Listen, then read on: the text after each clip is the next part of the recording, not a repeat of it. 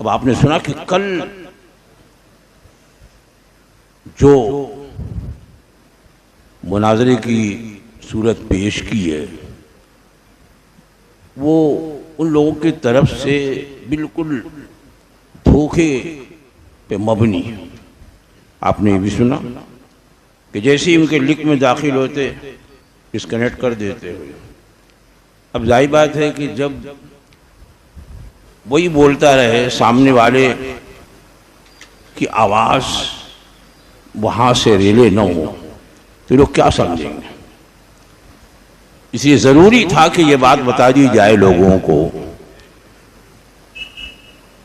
کہ وہ خود بولتا رہا اور بار بار کہتا رہا کہ وہ نہیں آئے نہیں آئے نہیں آ رہے۔ اب جو تم نے راستہ ہی بند کر دیا ہے۔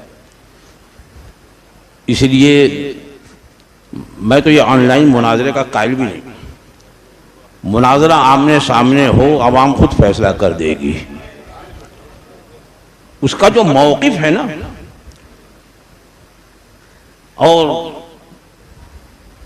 وہ جو شیخین کریمین سیدنا صدیق اکبر سیدنا فاروق اعظم رضی اللہ تعالی عنہما کو معاذ اللہ کافر بتاتا ہے، جہنمی بتاتا ہے، نیتنیاہو سے بھی بڑا کافر بتاتا ہے معاذ اللہ، وہ جن کے بارے میں میرے آقا صلی اللہ تعالی علیہ وسلم نے جنتی ہونے کی بشارت بار بار دی، وہ جن کے بارے میں قرآن مجید نے فرمایا وَكُلًّا وَعَدَ اللَّهُ الْحُسْنَى، اللہ نے ہر ایک سے، ہر صحابی سے جنت کا وعدہ فرما لیا ہے، اور یہ بدبخت انہیں کافر کہتا ہے۔ تو یہ ایک عام مسلمان کو کافر کہنے والے کے بارے میں حدیث پاک بھی ہے کہ جس کو کافر کہا اگر وہ کافر نہیں تو وہ کلمہ، وہ قول خود کہنے والے پہ پلٹ آئے گا، وہ خود کافر ہے۔ اور تقیہ یہ کہ مناظرے کا نام دیا، اپنی بات کیے جا رہا ہے، سامنے والے کی بات کو داخلی نہیں ہونے دیتا۔ اس لیے آج انہوں نے جو صفائی دی، جس انداز سے حقائق کو آشکارا کیا ہے، یہ ضرورت ہے کہ آپ دوسروں تک پہنچائیے، اور آن لائن نہیں، اگر آمنے سامنے کوئی بھی آ جائے، اہل حق کسی سے گھبراتے نہیں، کتنا ہی بڑا چرب زبان ہو، دقاق ہو، لیکن حق حق ہے، جعل حق وزہق الباطل۔ اللہ فرماتا ہے حق آ گیا، باطل چلا گیا۔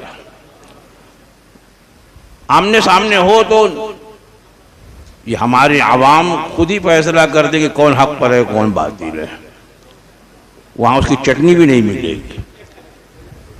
جو شیخین کریمین کو کافر کہے کون مسلمان گوارا کرے گا اور برداشت کرے گا؟ واقعی اہل ایمان ہے تو میدان میں تو آتا۔ یہ کیا لنک لے کر بیٹھا ہوا امریکہ میں، وہ بھی یہاں کہیں قریب میں نہیں، قریب میں ہوتا تو شاید ہوتا تک پہنچ جاتے لوگ نعرہ لگاتے ہوئے، وہ اتنی دور ہے کہ وہاں پہنچیں گے بھی نہیں۔ بہرحال حق واضح ہو گیا، وہ باطل ہے، اور باطل ہمیشہ خائب و خاسر رہے گا۔ آج یہ فاتح بھیونڈی میرے والد گرامی کے عرس کی تقریب ہے، اور ہم نے انہیں بلایا کہ آج تقریب عرس بھی ہے، جشن فتح بھی ہے۔ آج ان کا جشن فتح ہے۔ بھئی ہار تو بالکل صاف ہے نا، جب آپ اپنی لنک میں گھسنے ہی نہیں دے رہے ہو، یعنی اتنا خوف زدہ، کچھ دیر تو بات کر لیتے تھے، اتنا خوف زدہ ہے کہ آنے ہی نہیں دے رہا، اپنی بولے جا رہا ہے۔ اس سے بڑھ کر کے حال کیا ہوگی؟ کچھ دیر بات کر لیتے، اور پھر اگر یہاں سے کسی طرح کی کمزوری ظاہر ہوتی تو کچھ بولتے تو اچھا بھی لگتا۔ تم نہ سننے کو تیار ہو، نہ اپنی لنک میں آنے دینے کے لیے تیار ہو، اپنی لنک میں انہیں داخل بھی نہیں ہونے دے رہے ہو، تو کس بات کا تو مناظرہ کر؟ یہ تقیہ ہے، کھلا ہوا تقیہ، دھوکہ. یہ مناظرہ نہیں ہے، یہ تقیہ بازی اس نے کی. اس کو لوگوں پر عام کیا جائے. اور ہمارے اس تاج الشریعہ کے شعر نے اپنا حق ادا کیا ہے. اللہ تعالیٰ ان کی زبان میں اور تاثیر پیدا فرمائے، ان کے علم میں اور اضافہ فرمائے، اور پروردگار عالم ہمیشہ ہر میدان میں انہیں سرخرو رکھے، کامیاب رکھے. میں نے عرض کیا، میں نے کوئی تقریر نہیں کر دی ہے، بس ہمارے والد گرامی کا بھیونڈی والے ایک احسان یاد رکھیں، اس لیے کہ ہمارے والد کی جو خدمات تھیں اس وقت کے لوگ بہت کم رہ گئے. بات کی پیداوار انہیں معلوم نہیں ہے. ان کی ایک بڑی خدمت یہ ہے کہ ان کے یہاں آنے سے پہلے بد مذہبوں کا چہرہ لوگوں کے سامنے عیاں اور واضح نہیں تھا. کسی بھی مسجد میں کوئی بھی امام رکھ دیا جاتا، چاہے وہ وہابی ہو، کہاں سے پڑھا ہو، کوئی جانتے ہی نہیں تھے. مسجدوں میں اور مکاتب جو مدرسے چلتے ہیں اس میں پڑھانے والے وہ کون وہابی ہے، دیوبندی ہے، غیر مقلد ہے. یہاں تک کہ میں خود کوٹر گیٹ مسجد میں مدرسہ چلتا تھا اور میں نے حفظ شروع کیا تھا، تو جس کے پاس بیٹھایا وہ خود جو حافظ تھا، قاری تھا، وہ خود وہابی تھا، پتہ ہی نہیں. اور جب میں جو ہے ضاد پڑھوں تو وہ کہے کہ نہیں ذات پڑھوں. تب میں نے آ کے والد صاحب سے کہا کہ وہ حافظ جی جو ہیں وہ ایسے پڑھاتے ہیں. تب یہ معلوم ہوا کہ وہ وہابی ہے اور اس کو نکالا گیا. یعنی اس طریقے سے ہمارے مدرسے میں ہمارا سنی ٹریس، سنی مسجد، اور وہاں جو سنی بچے پڑھنے آتے ہیں پڑھانے والا وہابی آتا.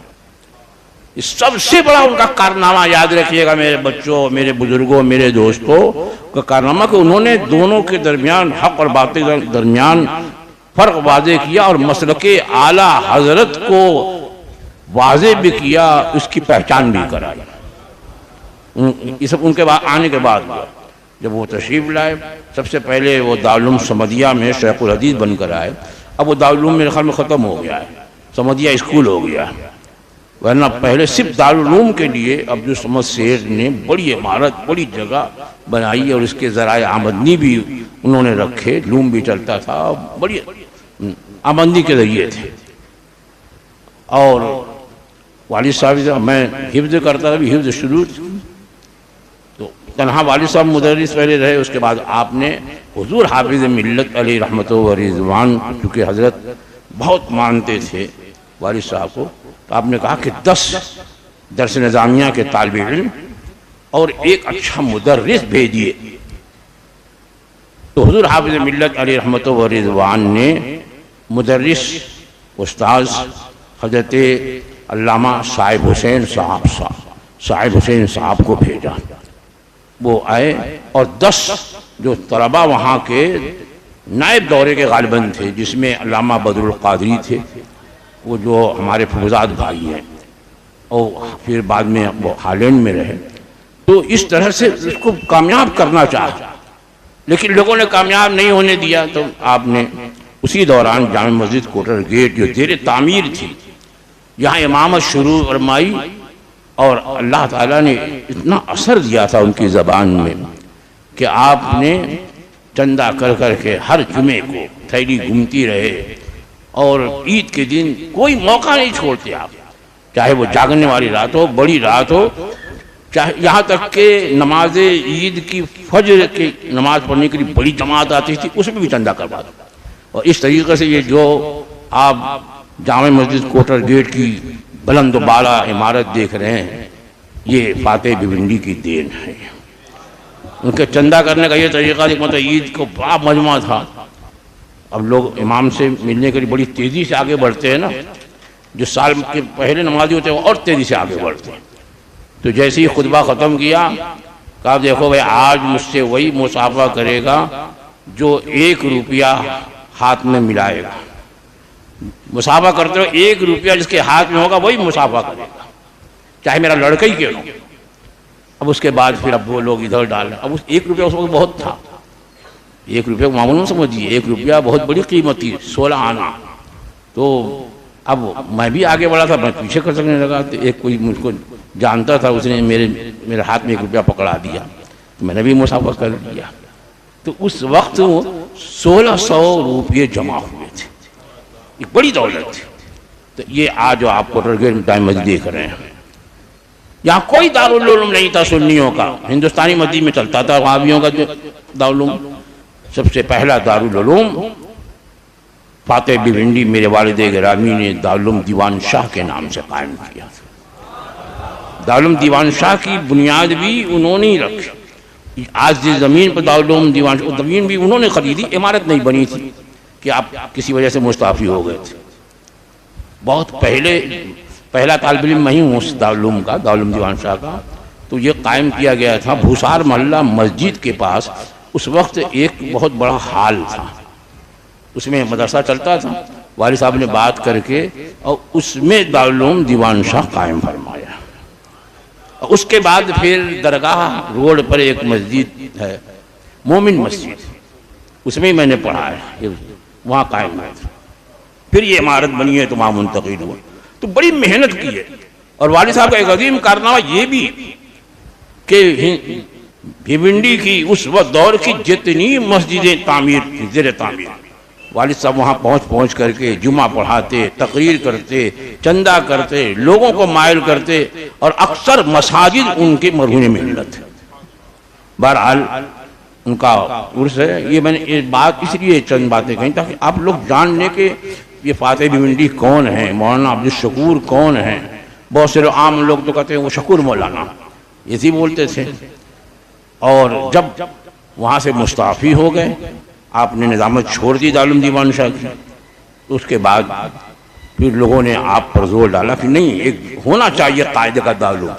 تب الجامعۃ الامجدیہ حضور صدر الشریعہ کے نام پر آپ نے قائم فرمایا. اور سب سے پہلے غیبی نگر میں جہاں آج الجامعۃ الامجدیہ ہے، اس کی زمین خریدی. تو لوگ بہت سے کہہ رہے ہیں مولانا کہاں ویرانے میں چلے گئے، اس لیے کہ یہ سب کوئی آبادی نہیں تھی. یہ مسجد بھی جو ہے وہ بہت بات کی ہے. اور والد صاحب اس کی ایمرجنسی تعمیر میں والد صاحب کا بہت بڑا ہاتھ ہے. یہ بھی نہیں تھی رضوان، دور دور سب میدان تھا. ادھر یہ کورٹ کے پیچھے بولتے تھے، وہاں ہائی وے سے جب ادھر آتے تھے تو بہت چند مکان تھے.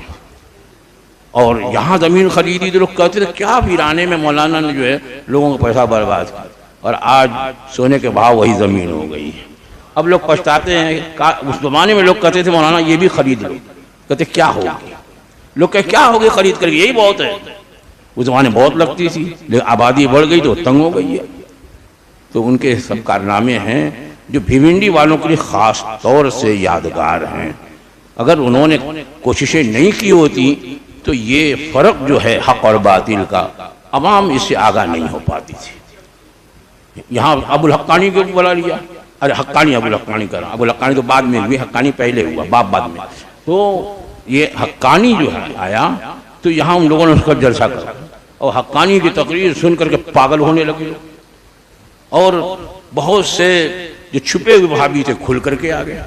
اس وقت والد صاحب نے لوگوں کے ایمان اور عقیدے کی حفاظت کے لیے مناظرے کا چیلنج کیا تھا وہابیوں کو، اور یہاں علماء کی ٹیم بلائی. علامہ ارشد القادری جمشید پور میں تھے. اب وہ بہت مصروف تھے، ان کے پاس خط لکھا، حضور مجاہد ملت کے پاس، حضور مجاہد ملت تشریف لائے. انہوں نے کہا کہ علامہ ارشد القادری کو لاؤ. تو آپ گئے یہاں سے مبارک پور. حضور حافظ ملت علی رحمت و رضوان سے گزارش کی کہ آپ علامہ ارشد القادری کے نام خط لکھ دیں. حضور حافظ ملت بہت مانتے تھے، خط لکھا، اور پھر وہی خط لے کے جمشید پور گئے، اور وہاں سے علامہ ارشد القادری کو لے کر یہاں پہنچے. اس زمانے میں چوٹی کے علماء علامہ ارشد القادری ہوئے، علامہ مشتاق احمد نظامی ہوئے، حضور مجاہد ملت، بڑے بڑے علماء بھیونڈی میں تشریف فرما تھے، رات میں تقریریں ہوتی، کتابیں چھپتی، تقسیم ہوتی، اور اس طریقے سے مناظرہ طے ہوا۔ لیکن شرائط مناظرہ میں ان کو پتہ چل گیا کہ ہم جیتنے والے نہیں ہیں، لہذا مناظرہ جو ہے کسی طریقے سے ان لوگوں نے رکوا دیا۔ تو بہرحال والد صاحب بڑے احسانات ہیں، اللہ تعالیٰ ان کی قبر پر ابر رحمت کی گہرباری فرمائے، اور اسی طرح سے ہر عالم کے اندر اللہ تعالیٰ مسلک کا درد رکھے، اور مسلک کے لیے انہیں ہر وقت تیار رہنے کی توفیق عطا فرمائے۔ وآخر دعوانا الحمدللہ رب العالمین۔